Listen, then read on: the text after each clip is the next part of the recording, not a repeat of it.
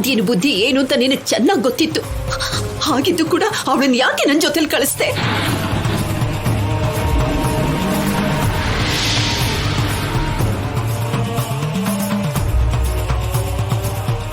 ಎಲ್ಲ ನಿನ್ನಿಂದಾನೆ, ಎಲ್ಲ ಆಗಿದ್ದು ನಿನ್ನಿಂದಾನೆ. ಸೀನು ನನ್ನ ಮಾತನ್ನು ಎಷ್ಟು ಚೆನ್ನಾಗಿ ಗೌರವಿಸ್ತಿದ್ದ.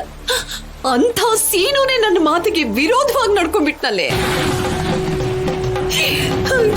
ತಪ್ಪು ಮಾಡಿಬಿಟ್ಟೆ ಸಂಧ್ಯಾ, ನಾನ್ ದೊಡ್ಡ ತಪ್ಪು ಮಾಡಿಬಿಟ್ಟೆ.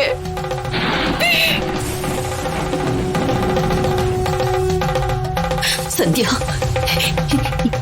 ಈಗ ನಾನೇನು ಮಾಡ್ಲಿ ಅಂತ ನೀನೇ ಹೇಳು. ನನ್ನ ಮರ್ಯಾದೆ, ನನ್ನ ಗಂಡನ ಮರ್ಯಾದೆನ ನೀನೇ ಉಳಿಸ್ಕೊಡು ಸಂಧ್ಯಾ.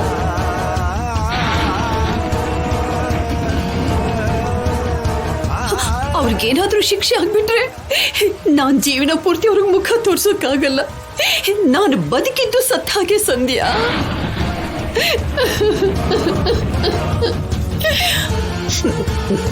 ಇದನ್ನೆಲ್ಲ ನಾನು ನೋಡಬಾರ್ದು ಅಂತ ನಿನಗೇನಾದ್ರೂ ಅನ್ಸಿದ್ರೆ ನಿನ್ನ ಜೊತೆಲಿ ನನ್ನನ್ನು ನಿನ್ನ ಲೋಕಕ್ಕೆ ಕರ್ಕೊಂಡು ಹೊರಟೋಗು ಸಂಧ್ಯಾ.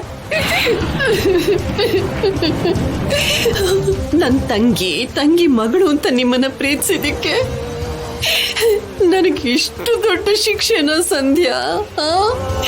ನಿನ್ನಮ್ಮಯ್ಯ ಕಣೆ, ಈ ಶಿಕ್ಷೆನ ಹೇಗಾದ್ರೂ ತಪ್ಸು. ಅವ್ರಿಗೆ ಶಿಕ್ಷೆ ಆಗ್ತಿರೋ ಹಾಗೆ ಏನಾದ್ರೂ ಮಾಡು. ನಿನ್ನ ಕೈ ಮುಗಿದು ಕೇಳ್ಕೊತೀನಿ ಕಣೆ, ಏನಾದ್ರೂ ಮಾಡು. ನೋಡು ನೋಡು, ನಿನಗೆ ಈ ಅಕ್ಕನ ಮೇಲೆ ಪ್ರೀತಿ ಇದ್ದಿದ್ದೆ ಆದ್ರೆ ನೀನ್ ನನ್ನ ಮಾತನ್ನ ನಡೆಸ್ಕೊಡ್ಬೇಕು ಕಣೆ. ಅವರಿಗೆ ಶಿಕ್ಷೆ ಆಗ್ದಿರೋ ಹಾಗೆ ನೀನೇ ತಡಿಬೇಕು ಸಂಧ್ಯಾ, ನೀನೇ ತಡಿಬೇಕು.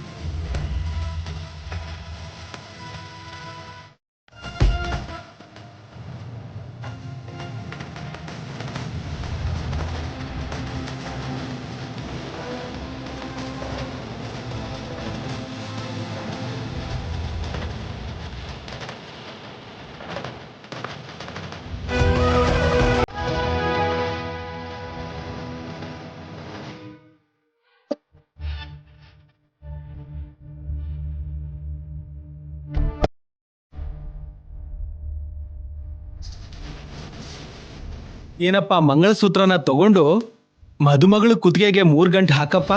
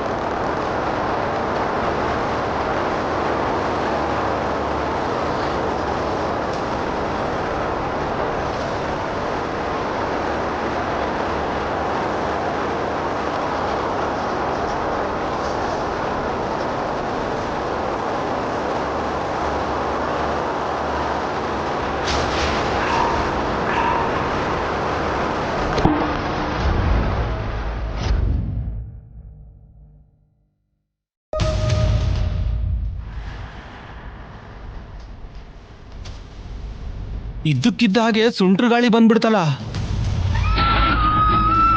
ಅಯ್ಯೋ, ದೀಪ ಹಾರೋಯ್ತು, ಫೋಟೋ ಕೂಡ ಬಿದ್ದೋಗಿದೆ. ಏನ್ರಿ ಇದು ಅಪಶಕನ? ದೀಪನ ಆಮೇಲೂ ಹಚ್ಚಬಹುದು, ಮೊದಲು ನೀನು ಸುಮ್ಮನೆ ನಿಂತ್ಕೋ.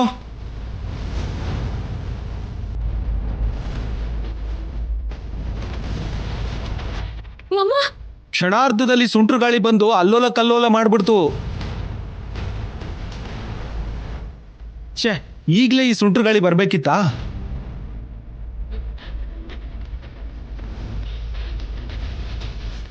ಇನ್ನು ಏನ್ ನೋಡ್ತಿದ್ಯಾ? ದೀಪಗಳನ್ನ ಹಚ್ಚು. ನೋಡಮ್ಮ ಆದ್ಯ, ಹಸೆ ಮಣ್ಣಲ್ಲಿ ಕೂತ್ಕೊಳ್ಳಮ್ಮ.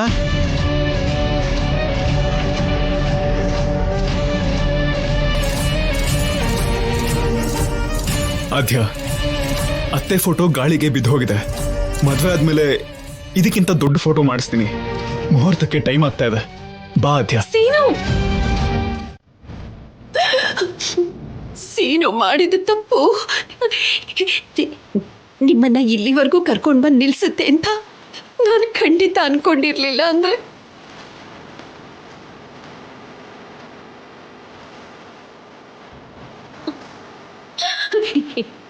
ನೋಡಿ, ತಪ್ಪು ಮಾಡಿದ್ದು ನಾನಲ್ವಾ? ಅದಕ್ಕೆ ಶಿಕ್ಷೆ ಏನಿದ್ರು ನನಗೆ ಆಗ್ಬೇಕು.